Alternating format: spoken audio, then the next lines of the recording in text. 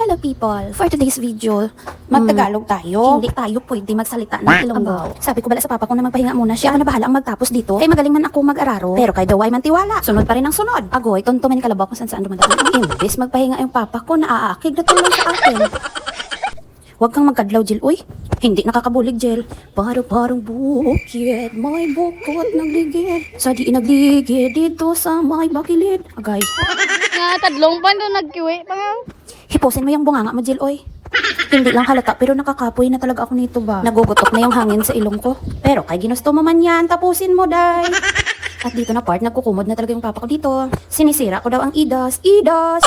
Hindi pala ako nakakabulig sa kanya. Dumagdag lang daw ako sa trabaho niya kasi aayusin niya pa yung tiko ko na agi, day. Ay, ambot. Sabi ko sa papa ko na napapagod na yung kalabaw, kailangan na magpahinga. Ang hindi niya alam, ako yung nakakapoy na talaga. Pero in fairness, napaka-supportive ng papa namin. Kahit nakakapoy na siya, pinagbigyan niya kami sirain ang idas. At hindi siya naaakig kasi may video, pero mamaya pag walang video, hahapukon na ako niyan. Kaya medyo antad na tayo pagkatapos nito, day. Masakit yung hapok. Pangiti-ngiti lang yung papa ko dito, pero naaakig na to sa akin ba?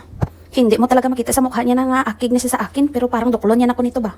Nakakapoy na talaga ako dito na part ba? Kaya sinabi ko sa papa ko na magpahuway na muna kami. Uy, sabi ko sa kanya, babalikan ko na lang yan mamaya. Ako na bahala magtapos dyan. Matulog ka muna. Pero di na ako bumalik, oy. Tinonto ito.